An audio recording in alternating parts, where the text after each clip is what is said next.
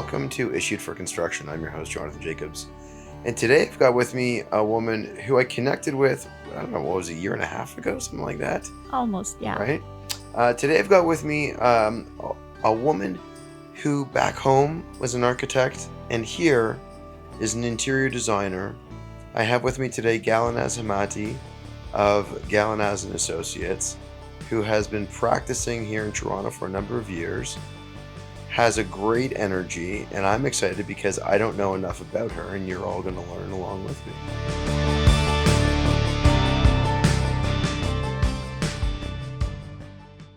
So Gelanaz, thanks for joining today. It's my pleasure. Thank you for having me today. Speaking of global journeys that you'll hear later, Gelanaz's own professional and personal story spans from her deep architectural roots in Tehran, Iran, to her time spent in Montreal, and now her thriving interior design practice right here in Toronto. Navigating different countries brings an incredible wealth of perspective, but it also highlights just how vital it is to find partners who truly understand cultural variance. That deep understanding is exactly what sets Kaplan's Appliances apart. At Kaplan's, they have built an incredibly diverse and multicultural team. When you are outfitting a home, there's a distinct beauty in dealing with an appliance retailer where you can seamlessly speak in your native tongue and collaborate with someone who genuinely understands what it means to host a large international family dinner. They know that your kitchen is the heart of your heritage, and they match that personal understanding with a product range that is just as diverse as their staff. Kaplan's offers an expansive international selection that includes premium local options, high-end European craftsmanship, and innovative brands manufactured overseas in Asia. You get to partake in a purchase experience with professionals who know exactly where you are coming from and precisely what you expect from your premium shopping experience.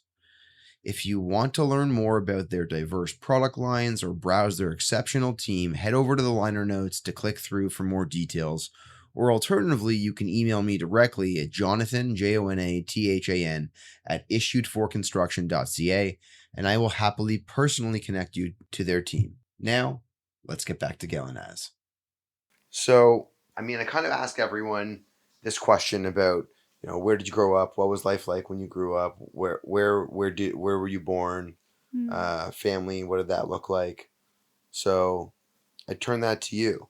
Okay, I grew up in Tehran, Iran, Yeah. and I'm the youngest in my family. Okay. I have two siblings, one brother, one sister, and this is a way that I spend a lot of time with my siblings playing together. They were older than me, but they are always a great friend of me. And I grown up in a way that I was a good student in school. Okay. And I remember I was 10-year-old that my teacher asked me, Galanas, this is a thing. Your score is so great, but your painting is so awful. And I cannot do anything with you.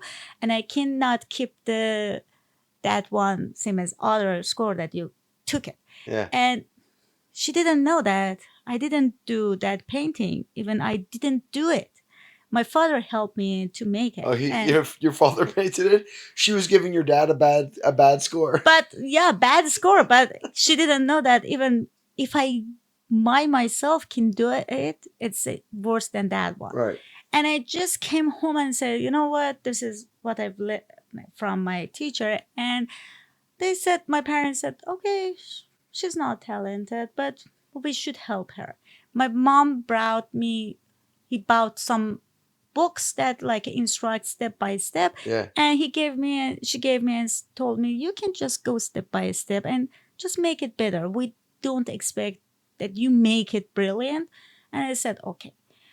After, I don't know, after a while, I just started to do step by step. And there was a portrait of a old senior lady. I made it, but I didn't show anyone. Right.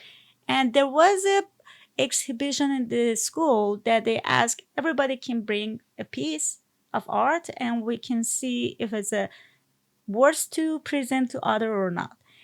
And that was chosen for to exhibit. And I came home and said, you know what, this happened. And my parents think that, okay, maybe she She can't has do it. something. So they enrolled me for a class for painting with, and the instructor was the very well-known artist in the Iran, Okay. Katouzian, and just started, and that was a very joyful time because I started with a understanding I am not talented. Mhm. I'm not gifted for the painting. Mhm. I'm just trying.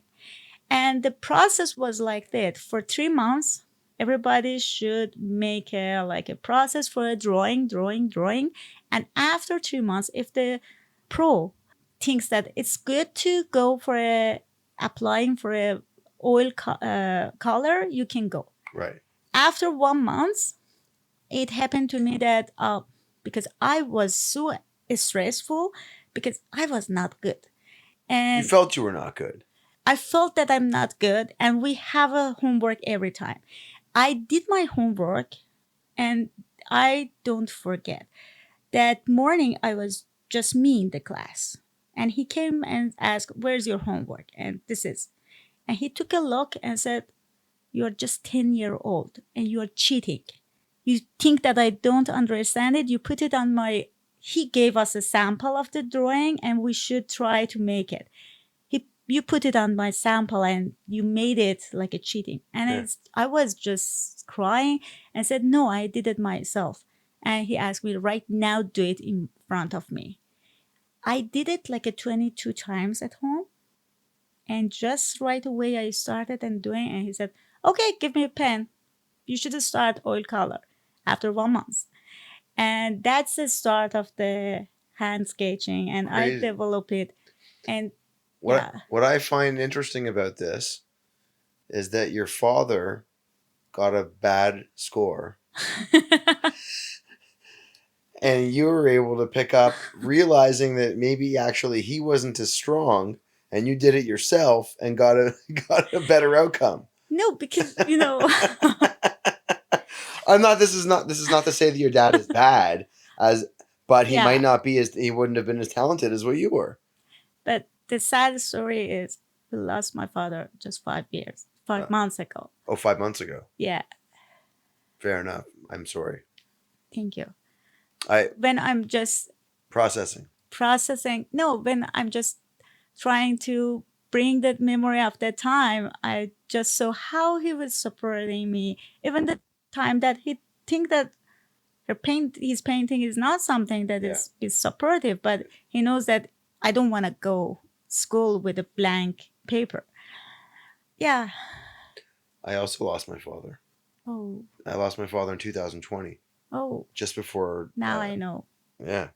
So that's what no anyone listening doesn't see this, but I have tattoos on my forearms, and the tattoos are representative of my father. So that whenever I was doing anything in my life, I always normally wear t-shirts, and I would always be able to look down and remember my dad. Yeah. So it would never be a forgotten memory. Never. Right? Never. So I sympathize with your loss. I'm sorry, but Thank you. I will tell you, you're probably very happy to know that you continue to be successful in doing what you do. I try to make him happy. Right? Yeah. You honor the memory. What did your dad do professionally? What was he? He was a businessman. Okay. Yeah, he was a businessman. He owned his business. So owning the business is something that we thought that is the only option that we should. When we grow up, we should launch our own business. We didn't think about beside of it. And yeah, he was very supportive. He was a caring guy. Mm-hmm. Yeah. The good things. All right? the good thing. Yeah. This is a package of a good thing. Yeah. I one of the core things for me has always been to remember a lot of the constructive criticism that my dad would give me on how to improve and what to do and how to overcome something or persevere. Mm-hmm.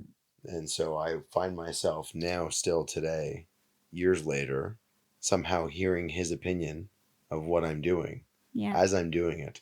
So I'll be doing something and he'll be like, no, not like that. You got to do it like this. So you want to keep those dialogues going. So when did you leave Tehran? How old were Uh, you? I was 36-year-old. Oh, so you lived there. Moved to Canada, you Yeah. mean? Yeah, 36. And was Canada the first place you moved after living there? It was, yeah, I just live in Tehran and then I moved to Canada. Okay. Yeah. So tell me about the experience of going to school and becoming, because I know that back in Tehran you were an architect. Yeah. So what was that like for you? And also, actually, like, what were some of the other interests you had? I know that you were talking about drawing and painting. What else were you interested in? Did you follow any of the, like, were you following global design and architecture? Were you into camping? What kind of interest did you have when you were young? Okay. You mean that there is something that is just bring me to the architecture No, when I and was. everything else. What makes you you? Did you like to do science experiments? Did you like to dance? Did you like Yeah. to sing? Did you like math? What after school? What did you like to do? That's interesting. Now it's like 2 years that I'm listening to your podcast. Most Okay. of the time when I'm driving, this is my favorite podcast that I just listen it. Oh gosh. And you ask the people, where did you see the sign of the architecture or design in your childhood? Yeah, but also what informed them to become who they are, and what informed them that allowed them to be able to connect with people in a different way. So, I've had some people have like traveled the world. They've been on like a sailboat, they've backpacked, they've biked. Some people have done like science experiments. Hmm, Uh, you know, that's a different thing. So yeah, all different kinds of stuff. cut the before. Yeah, just a more so about humanizing who the person is in their interests. Okay, when I was young, before I get to the school of the university, Yeah. the architecture, there was a for getting to the continue our education to go to the university. There Yeah. was an exam, Oh, which is very serious exam. So okay. the whole life of the when we were in a high school, it was just studying and be prepared for that exam. And because architecture is at the time was so high demanding, and it was not easy to pass the exam for getting there. So the time of the high school was more like preparing for the exam Okay. and working on it. But I was doing the painting. Always I was doing the painting and in different media, and I When you love say different media, you're talking like oil painting, oil acrylic painting. painting, Exactly. watercolor. Yeah, watercolor, pencil, whatever that Okay. you can name it. Yeah. I just experienced it. And what were you painting? Were you painting landscapes? Were you painting structures? Were you painting abstract? What were you At the painting? time that I started from when I was just 10-year Yeah. old, it was just from the nature, and it was real object that our instructor asked us to bring the fruits and something Okay. because it's a true a color that you should pick and do it. But after a while, my style changed, and we started with a portrait. Okay. We did a lot about the portrait and the fruits, and then when I after school, after architecture school, it my style changed and more like a building perspective, and even the people who doesn't know about my background when see my sketches and my painting, they said there is a depth in it. I feel that someone who has an architecture background just made it. This is something like a natural came Hmm. through my painting. But yeah, painting, reading the book, not that much sport because I just wanted to be prepared for a time to get the exam. But And did you know that you wanted to go into architecture? this is what I How did you know? because I was so good at math, and the painting is the art that I was doing. And this is our understanding at the time that architecture is a combination of art and math. And who taught you this? My brother is a civil engineer at the Okay. time, and my father loved the construction. He was a businessman, but he did construct our home and he did the renovation on the cottage. So we getting know about the construction. And I have a friend in when I was like a 12, 13 years old, that she has an older sister. She was studying architecture. And I learned about architecture from her, and I saw her and her physical model that they made it in the university. That was fascinating to me, and I just started to make it like a goal for myself. And Okay. because I was sure that biology is not something that I'm interested. The school that I was studying as a high school, it was like one of a very good, well-known school in the city, Mhm. and there are two options. If you are in a like a math, there is a math side or architecture or engineer, and yeah, or you should go to the medical school. So my path just go to the architecture, and yeah, architecture was rooted in my life Okay. from very early teenager, and I was so looking forward to get to the point that is a real school I just start experiencing. Okay. So what? So when you were putting together, did you need a portfolio for school? No, Okay. just the exam was, and the exam was, this is not a good assessment for kids to go to university, but this is what it is. Yeah. You have to just go, and if you pass the exam in a good number, there is some options that you say, for example, architecture, electronic, mechanical, or civil engineer, whatever the engineers, and they see if your score is high and match with which one, and then they announce it as your, You don't get to pick. You can pick the subjects that you have the interest in, yeah. and then based on how your profile ranks after doing the test, they select which of those you go into, or you get to pick. Actually, it was based on the ranking. So you know that the ranking of the architecture is the top, and then after, and which university is the top ranking. Right. So when you go to make it your priority, you make it based on the ranking. But I don't know exactly what is the algorithm of the way doing that, but they mix and match it. Yeah. Got it. Okay. So I mean, you have some say, but not all the say in where you land.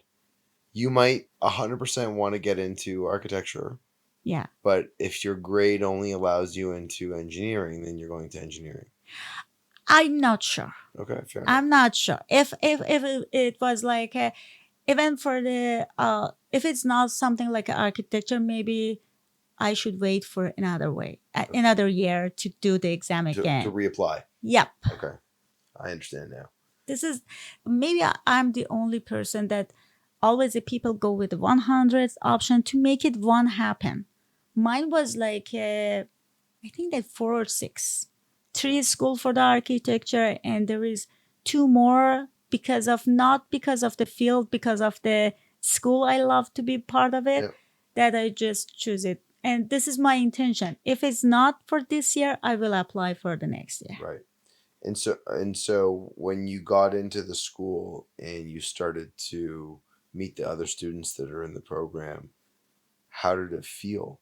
The first day of the school was so interesting because I think that we were the last one that for the fresh student, the first year student, the senior students, which is like a slightly older than us, they make a plan, like a welcoming, but it's not a welcoming. They make it like there is another exam. It's not the exam that everybody pass it. You are not allowed to go sit in this classroom and start it. There is another exam that you have to pass it. And they acted. So they settle experience like an exam. They put us in just a 2 class, Yeah. and they put like on a paper. There are lots of question that we have no idea about it, Okay. and they pretend as a lecturer in the school, and we didn't know that they are just older than us. And there are some students in our group that they are pretending that they are same as us and make a noise, make a distraction and anything. And they just started, you don't know it, you don't speak French, and you just come for the They have architecture. they have people in there that are trying to like disturb, Not a disturb, it's something that is like like a test. it's a, I think that this is came in from the very long time ago as a tasting. This there is something that always in the architecture school, Okay. senior and junior student. Juniors should always respect the senior and should support them and help them on some doing the project. And this is a way that they want to just start and welcoming, but they make it like a scary. Yeah. After that is the day the exam was finished, we were so surprised, we were so shocked, and what's the next? We It's like cannot make it. it's called a hazing process. Hazing is like when you play games with people Yep. It was exactly To- playing a game. to make them uncomfortable Yep. and see how uncomfortable you can make them Yep. before they crack. Exactly. Yeah.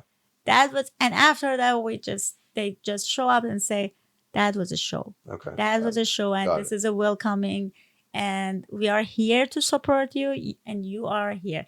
Because after that, I learned that other courses, like a medical school or whatever, you don't know the senior students for a long time after that you are staying in the school. Right. But our school is like at the first day, everybody get to know each other. They assimilate with each other. Yeah. Okay. And what was your question? No, it's just about well, it's about the experience of getting into school, and how did you feel when you were there? Did you feel like you were now along with other people that you were interested to learn from and work with, or did you feel overwhelmed, or were you scared? Were you excited and anxious? What were those initial feelings like? My initial feeling was excited. I love because I enjoy it. It's a totally different process of learning, but at the same time, I was struggling because there are lots of new lessons, Right. objects that like a abstract, like a concept that we have no idea about it, and we face with it, and we have to work on it.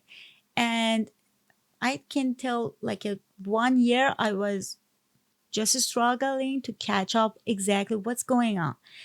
I still was a good student, but I think myself, I don't feel that much confident. Right. And maybe that's a reason after I post graduated and after a while, I just feel that there is a mission that I should do teaching in the school just to help the fresh students, the first year student, Mhm. to give them a better roadmap. What's the perspective? Why, and what you are learning, and what's the goal that you get there? Speaking of shifting your perspective and framing a beautiful view, you need to know about the doors. They are a premier European window and door supplier specializing heavily in aluminum low profile windows. Their systems are engineered to perfection, offering double and triple pane options that meet all rigorous local code requirements while delivering exceptional R values and the structural thermal breaks that define high performance building envelopes. For 20 years, they have been the go-to suppliers for premium products all across Toronto and the surrounding area. Their reputation for excellence has allowed them to expand significantly, and they are now servicing residential and commercial projects on a smaller scale, pretty much everywhere across North America, the Caribbean, and the Bahamas. What truly defines their business is the perfect balance of execution quality, a stunning modern aesthetic, and a deeply dedicated personal touch. The company is a family-owned and operated business by Martin and his wife Marta, who treat every project with absolute care. They outfit their systems with elite world-class hardware from industry-leading European companies like Schuko, Aluplast, Rayners, and more. If you want to bring an incredible look and feel to your next build, head over to the liner notes right now to explore the exceptional products they provide. But for a direct personal introduction to Martin and Marta, feel free to email me personally, yes, at jonathan@issuedforconstruction.ca, and I'll gladly connect you. That's JONATHAN@issuedforconstruction.ca. Now, returning back to Gelanaz as she takes us through her early days as a university lecturer.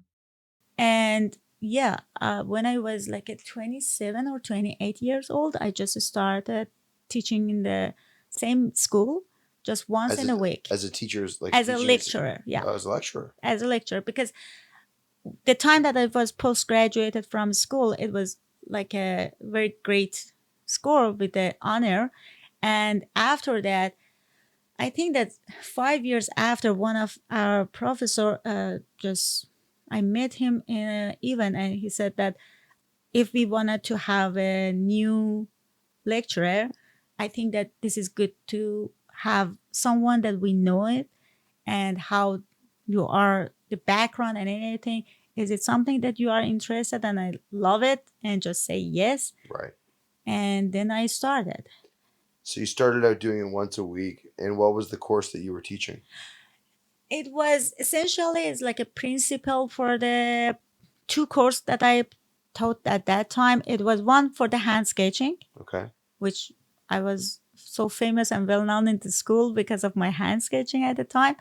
And the other one was exactly the concept, what is the concept and what's you created, and how is the abstract design and anything.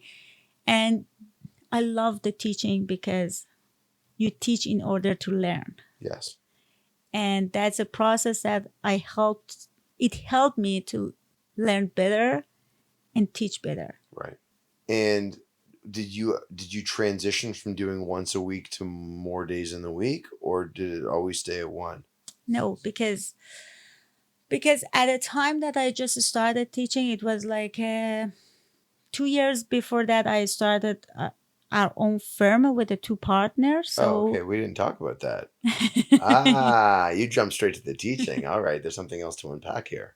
So let's go to that. So what? So you finished school, and then what did you do immediately afterwards? You started your own practice with partners? No, I just, during the second year of the school, my father asked the architect who designed and construct our family home if it's okay, Gelanaz, come like once in a week in your office.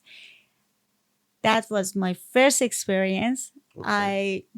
It was obviously just observing the studio of the architecture, and I didn't add any value to them, but I was so proud to be part of it. Right.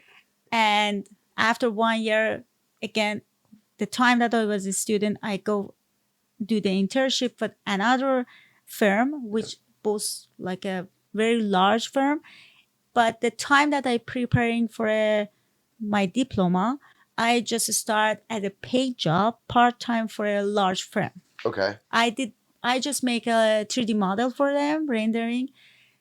After I postgraduated from school, I just started working in a boutique architectural firm. And so, sorry, the first one that you were working at, when they were doing residential architecture, or is it multi-res, or is it commercial or public? This is like a huge company that they did architecture and urban design. Okay. And they have like a huge project scale. And what I was doing, I was just coloring some large scale print of I think that was zoning for one city in Iran. I was just observing, and they didn't give me any responsibility, anything. I didn't know anything. That's okay. And yeah, each of them is like a very large, the type of the architecture firm is an architecture and urban design firm, like a consultant. And it's like most of them like a huge and large. But so when you say huge and large, like how many people? Like a 4 or 5 story building. Okay. Each story like a 20-25 people. Yeah. Okay. That was huge. Yeah. And that was that gave me a very good experience inside that do I love to work in a Right. Big large environment. Yeah. or not. Yeah. But after post graduating, I started working in a very small boutique firm. It was just the architecture at that time. It was less than 10 people. And 2 years or 3 years I worked there. And what was the scale of project? The scale of residential, multi-residential, like a 5-6 story. Okay. More the type of the project back home at the time was like just a house or for residential or low rise. We didn't do that much high rise as we do in Toronto. Mm-hmm. And after a while, my role developed to like a head for the design, and I was the person who directly applied for the permit and working with the city. And it gave me a very good understanding that I love to work in a boutique, not large, because I have more responsibility. Right. Yeah, you want to have a more direct impact. Yeah, exactly. And yeah, after that, two friends of school, slightly older than me, they just started their own practice and they invited me to join them as a partner. And yeah, I joined them. And for 12 years, we worked together. Wow. Yeah. And what were the projects like that you were working on together? It was mix of residential and commercial, brand new. What types of commercial work? The last project that we've done it, and then I moved to Canada, was 75,000 square meter shopping mall. Square meters? Meters, yeah. This is a very good Whoa. known shopping mall. Yeah. I can't. What's the conversion? It's like what? It's almost 2,000 square feet. Right? No. It's got to be 75 square meter. It's got 1,000 square meter. I'm pulling out a calculator for those of you that are listening right now, and you're like, Jonathan, how do you not know the math on this? Well, I'm sorry. I'm gonna try to figure it out. Area, square feet to square meters. Actually, let's do the opposite: square meters to square feet. I'm so curious. 75,000 square meters. Oh, I was way off. It's a large shopping mall. Yeah. Yeah, it's 800,000 square feet. 8,000. 800,000 square feet. That's huge. That's a huge. That was a huge. Holy cow. Okay. All Yeah. right. So that's a big project. So what was in it? I mean, outside of just the standard you have shops, you have food courts. Did you also have commercial space, like office space within it? No, that was like more the office space for the project, the manager of the building, Yeah. but it was included like a cinema, Yeah. like a 2 or 3 cinema, but it's like more private, and there is a good hall for the conferences as well.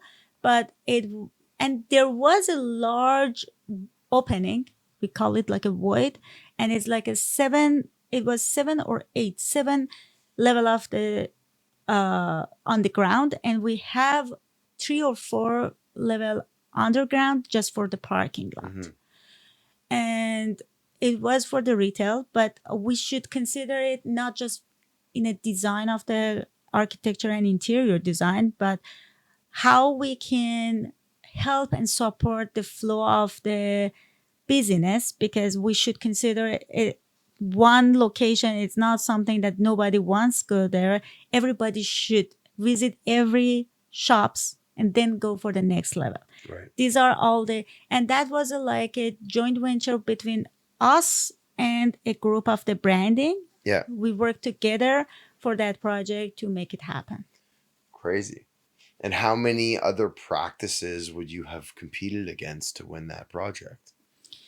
I don't know exactly, but there was like a 5-6 times interview with us Wow. that they say this is a. And your it was project. only 3 of you working at the practice? No, 3 of us as a head. Founders. Okay. Yeah, we have like 11 people as a staff, but for that project we hire more people and we have some outsource Okay. at the same time, and we were not conducting the construction. The construction totally was a huge company that worked on it. Got it. And we just work for preparing. They initially had the permit for architectural, but they want to expand it. So Right. we just review it, we Yeah. change it, Yeah, and back in- applying for permit, and then we go through of the interior design of it. Okay. That's a heavy project. So you know, when you were running this, you're gonna need a substantial staff. Like how long would it have taken you to get through all the drawings? It was like it was the timeline was so intensive, and this is something we cannot say no to them. Right. You know, that was a big project, and we love to. Sorry, go ahead. Yeah, go ahead. So outside of that project, and I understand this was your last major project before you saying you left. How many projects had you won and been a part of over that 12 years of being at the practice? There are lots of the shopping mall, more renovation. Okay. That one, like a brand new houses. Yeah. At the time, we build up a good reputation on a commercial for renovation. Yeah. And we have done lots of residential renovation and brand new. For the brand new, it was more like a multi-residential brand new brand to build up. But for renovation, like a private residential, larger and different sizes. Okay. Yeah. And how did your partners take it when you told them that you were ready to leave? More importantly, why did you want to go? It was the plan. My partners are our couple, and at the time, all of us had a plan to move. Okay. This is not just me, but I'm the first person to leave, and after that, to execute on the plan. Okay. So you left, and when you left, had the project been built? Like had the mall already been constructed, or was it? The project that we were underway. responsible at the time was finished. We completed, Okay. So then tell me, like, what did it look like when you were packing up to leave? Was Toronto the destination and the plan the whole time? My first landing was not Toronto. I was applicant for the Quebec. Okay. And I just landed in Montreal. And it was summertime, 2 or 3 months I was spending time. It was wonderful. Yeah. And because I have lots of friends over, and it's a summertime in Montreal, it's a totally different story. Than winter. I never been in the winter time. or you're saying just a different experience from what you were used to back home. Yep. Okay.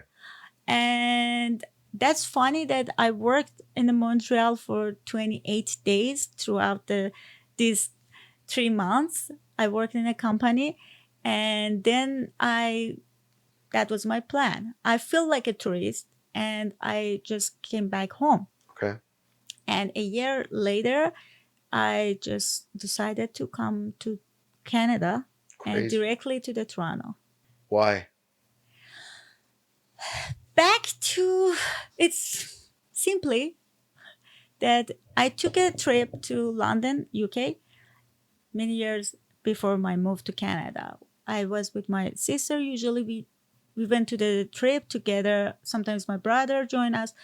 And we went to the London. That was the first time that we didn't book the hotel. We just rented out an apartment. Yeah. And like 2 weeks we were there. And that gave me experience that you wanted to try to see how is the living abroad, how you wanted to manage your life in a way. Because, you know, when you are a tourist and you are staying in a hotel all the time, you are just feel like a tourist. But this one, rather than a tourist, that was like we went for once or twice for grocery shopping. Yeah. And I felt, let's give it a try.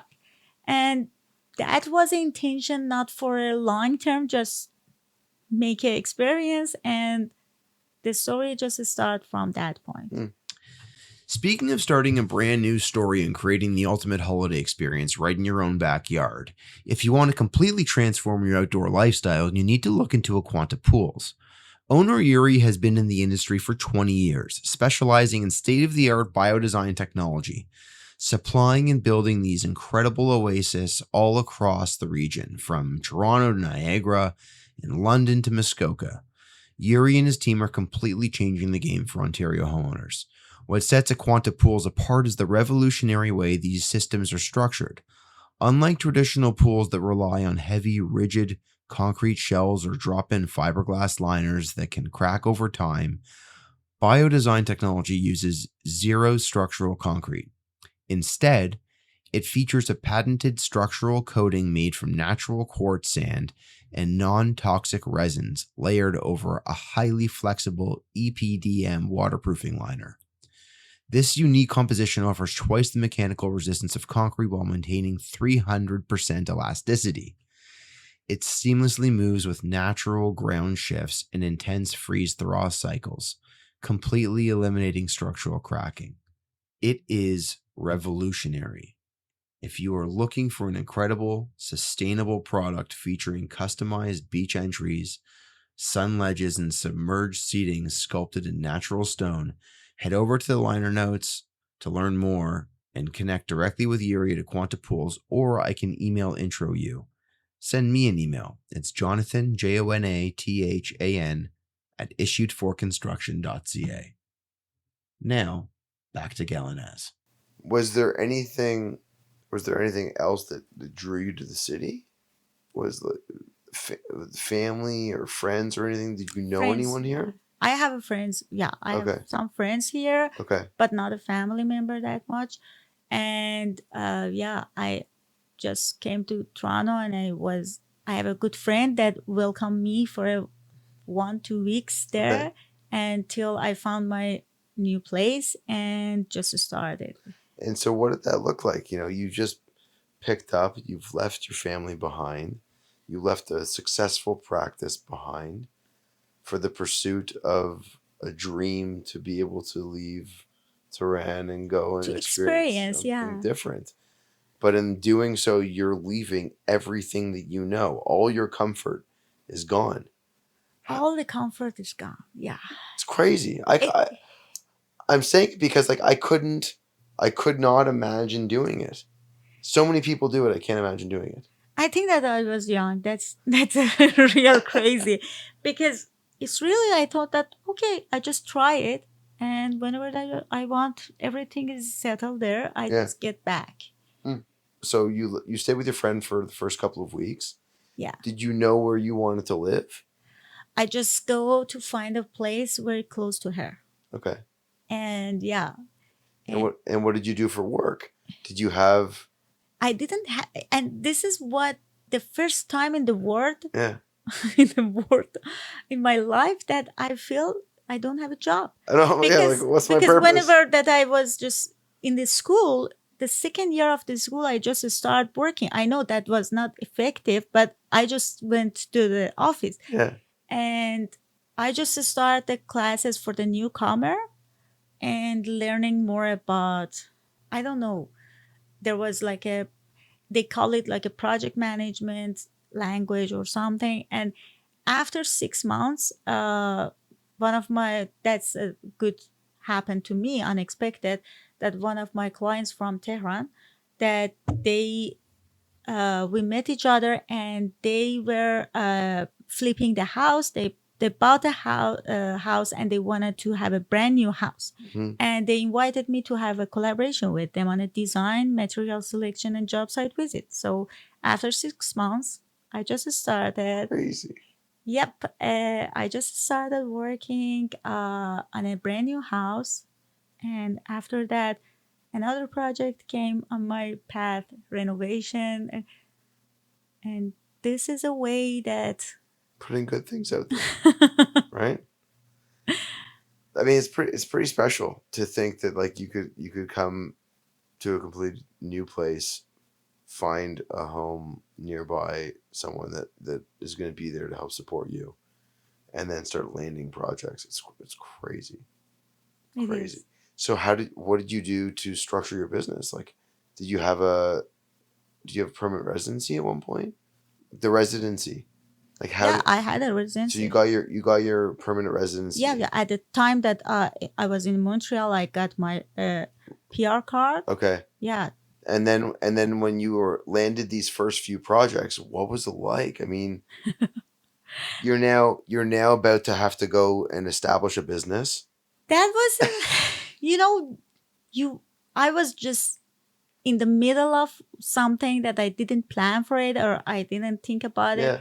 and I was so confident about what I've done so far, but the language is different. I don't mean the English language, because the structure back home is more steel and concrete, and here is just wood for the Yes. residential. Yeah. So I just start the courses in a George Brown, which is like a building envelope to Yep. learn more about it, and that was starting to developing and thinking about it, and it wasn't easy Hmm. because I wasn't confident for the start, and but what I was doing was correct in the right way, but I didn't feel that much confident, and the Yeah. contractors feel it because it leak from your your language and anything, and they make some challenges for me, but I have a very good experience that one of them had like a fighting with me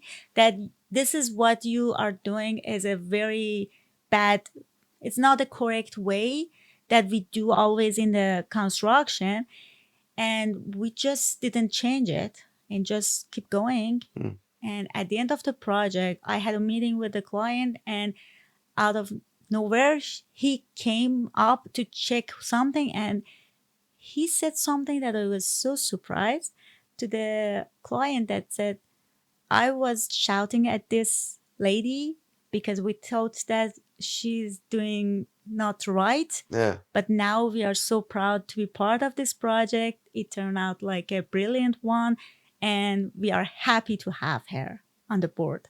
Right. And that was something so rewarding. And I didn't expect it, but build Yeah. up their confidence. Yeah.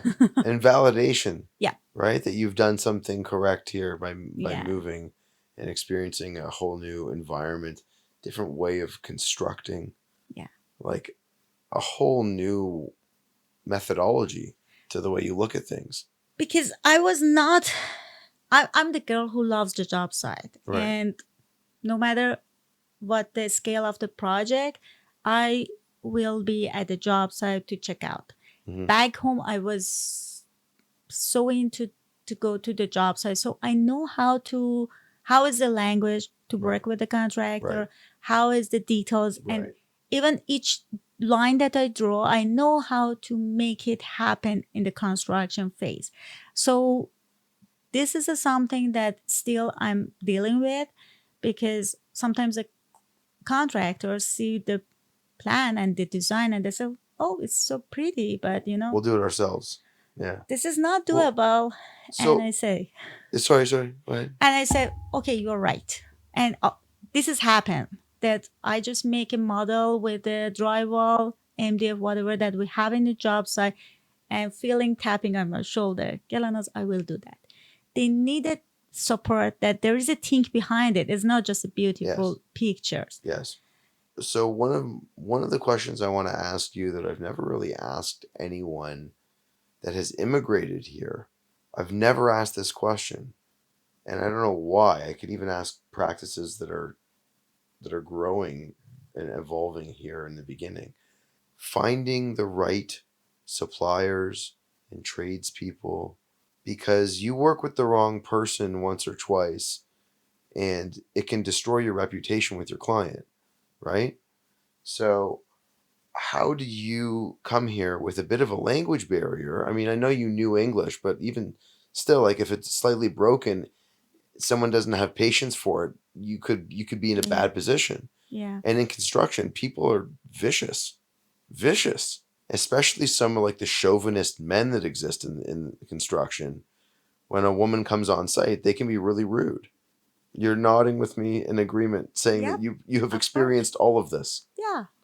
So how do you how do you find the right people, and two, how do you overcome the challenge of the bad? Uh, Start with the first one. How do you find the good people? good people as a supplier. Suppliers, yeah, tradespeople. How are you getting to find out who they are? For a while, I was just following the construction team suggestion for the suppliers, but after a while, this is another story that I feel that I need to belong to an organization. I need to be a member of an organization. I Why? I feel that I'm alone, and it Okay. was like a COVID time Yeah. because it's like isolated. And the stories start that I saw a picture and a post in Instagram that it was about a award ceremony that a designer just won an award, and Okay. I just searched it. It's the NKBA. I am not familiar with NKBA, so I just search and find a contact, and I reach out to them. I want to be part of this competition. So for those that don't know, NKBA, why don't you, National Kitchen and Bath Association. It's a 60-year-old organization in North America. in North America, Yeah. worth noting, this is not just a Canadian organization. no. It's an It's international organization. Yeah, and actually, for it's a 60-year-old in U.S. and next year is a 50 years for Canadian. Okay. Yeah. And they mentioned if you want to submit for that competition, you should be a member. And I said, okay, what's the process? This is a process. And I have just 12 days or 14 days to meet the deadline for the competition.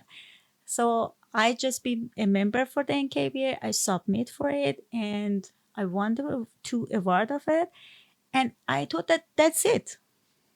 But after it, there was some event that they hosting an event and I just show up and learn more about NKBA. And I that's a start of I just start my selective suppliers to work with, because before that I just following who is working with who, Right. but now I know that who I don't want to work with, you know. And yeah, NKBA gave me a very good understanding of the suppliers, Yeah. the all the whatever that I know. And after a while, no, the year after, they reach out to me, you are overqualified, be a judge. I did the judge, and then they asked me, do you want to be part of the board? And I said no, because I didn't have a confidence. I'm just so new to that one. But eventually I accepted, and this is the third year that I sit in the chair, and I'm so glad for that. It's pretty amazing. Okay. Yeah. And as a result of that, you also have this opportunity to meet tons of different people. You're traveling. Traveling is not that much in the NKBA. This Oh. is just a once in a year, just for the board, because NKBA has it has a 70 chapter. Each chapter has 5 officer, and once in a year we have a leader to leader session, and this is the only journey trip that we have it.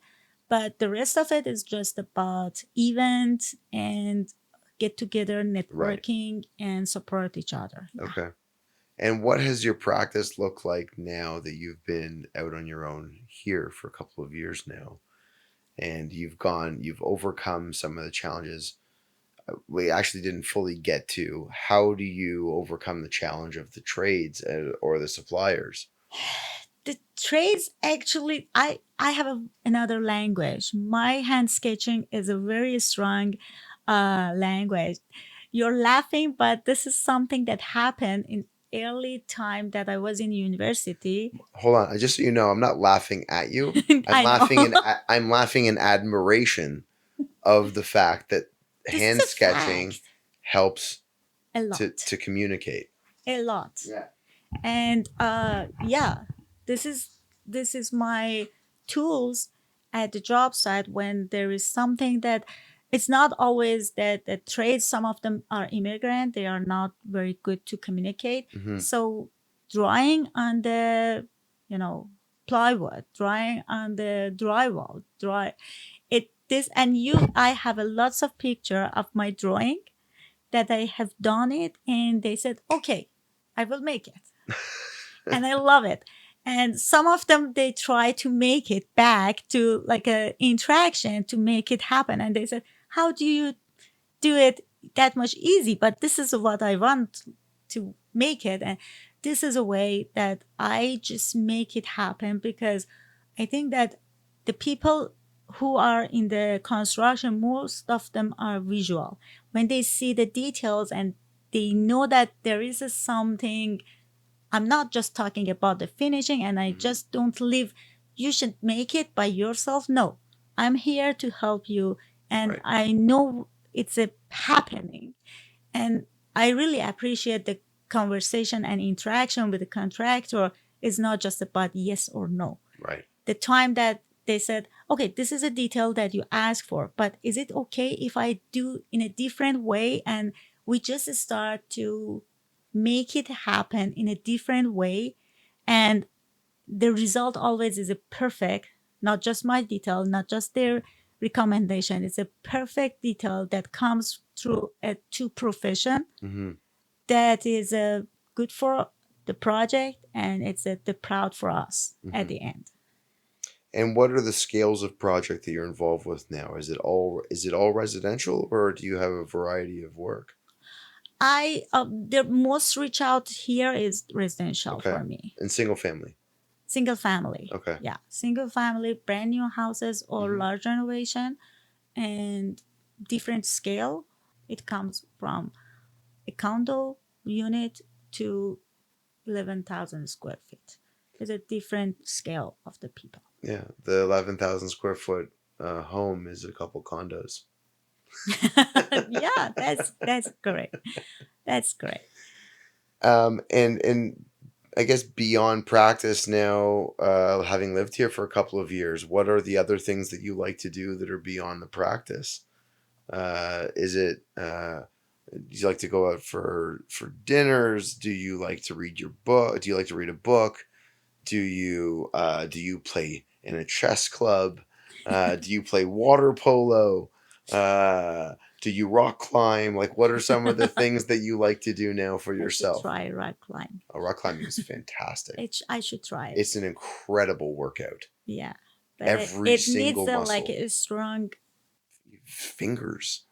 Like, That's a problem. I've gone rock climbing and my fingers hurt the next couple of days. I saw it.